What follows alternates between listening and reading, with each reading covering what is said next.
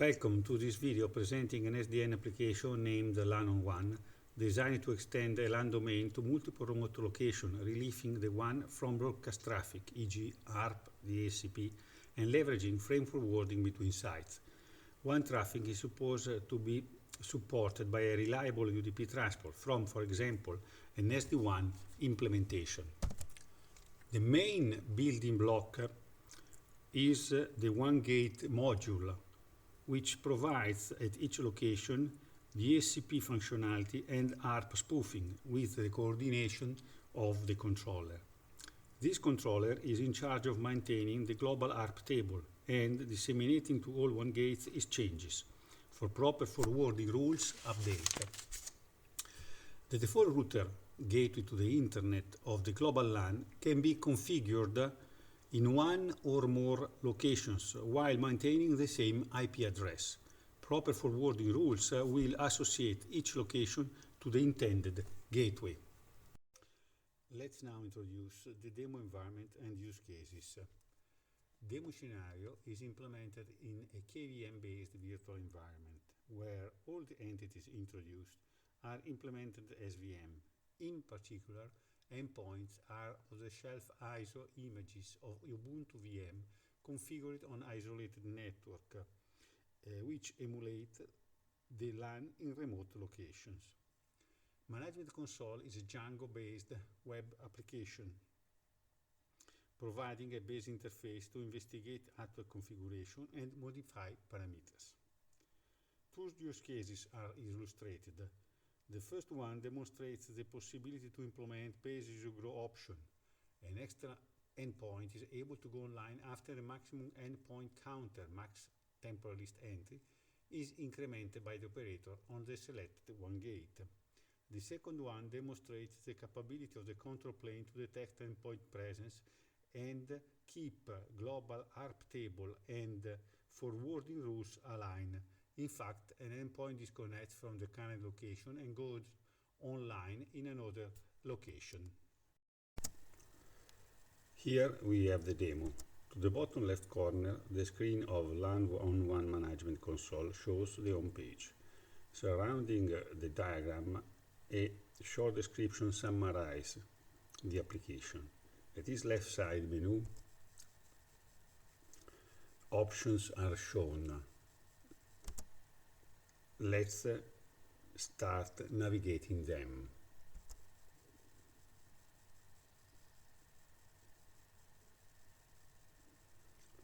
First, we select a location and then list to display the configured location and their status. All the cities have a WAN gate associated with unique code and all are online.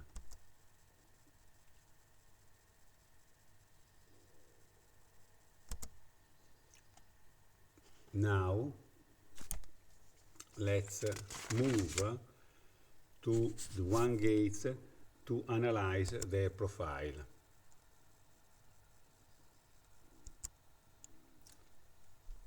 WAN gate codes are mapped to the location. Their control plane IP address are displayed. The WAN gate in New York is the only one with an associated internet gateway, meaning that London and Sydney end users will access the internet via New York. Each WAN gate has its own DHCP address range, and all of them accept up to 2 end user sessions, maximum temporal list entry column set to 2. No actual end user are logged on the network for the time being actual temporal list entry column equal 0.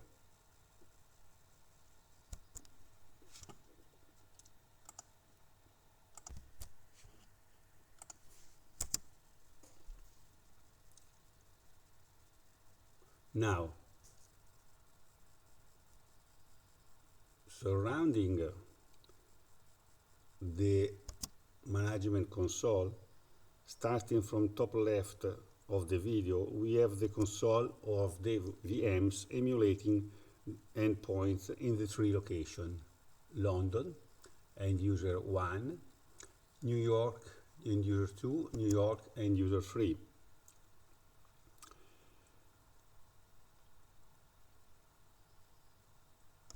And at the end,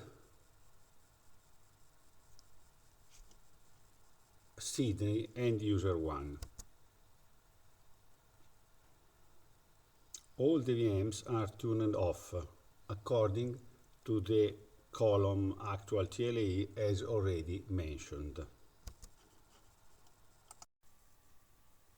Now, 4 out of 5 end-user VMs are on, displaying the login prompt: 1 in London, 2 in New York, and 1 in Sydney. The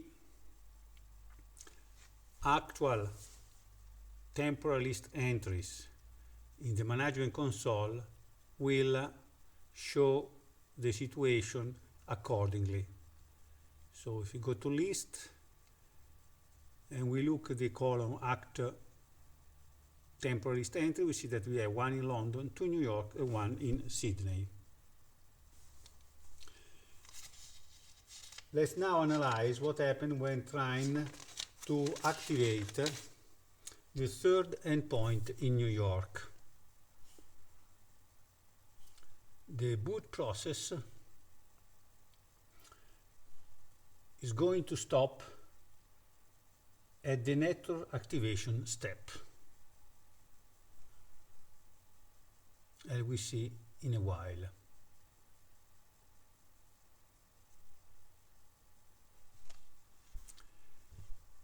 In fact, the DHCP handshake is prevented by one gate because maximum temporary list entry in New York is reached. So let's modify the value. Be in New York, one gate code number 2. Let's put max TLE equals 3. Then we go back to the list and see that actually the configuration of the New York one gate is moved from 2 to 3, and in a while we'll see that the third endpoint New York will complete the bootstrap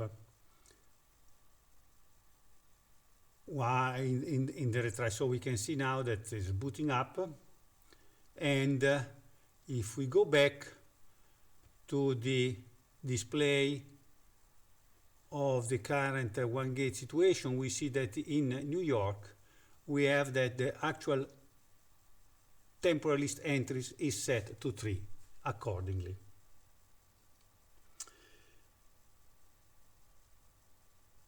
From management console we are going to list the ARP table for each one gate.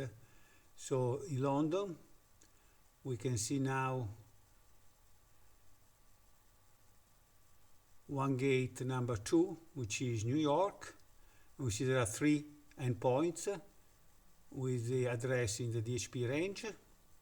And then for Sydney, we have 1 IP address. So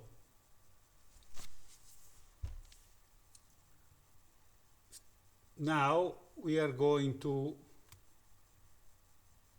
ping from endpoints to demonstrate that they are actually online internally and toward the internet. So starting from Sydney, we ping, once we cross-check the IP address, which is 30, as we already seen before, we ping the well-known public IP address 8.8.8.8. We see that we can reach it out of the gateway, which is in New York. So from Sydney we go through New York to the internet gateway to ping the well-known public IP address. So from Sydney again we ping an internal endpoint 21 being in New York, and we see that we successfully reach it from Sydney.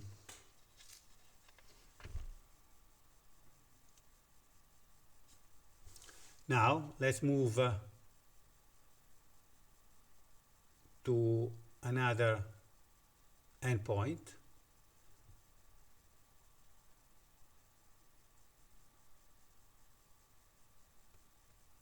which is the endpoint based in London, which is 12, which is that from Sydney we can reach London endpoint as well. Now let's move to New York location, log in the endpoint number 1, and from there let's ping Sydney first, and then London once again.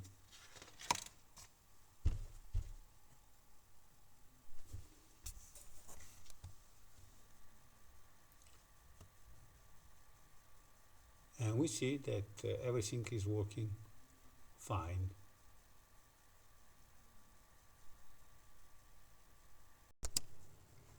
Next use case is related to the location of an endpoint from New York location to Sydney location. First, the endpoint end user 2 is turned off. The management console reflects that it is disconnected by increasing the active counter from 3 to 2 for the New York 1 gate.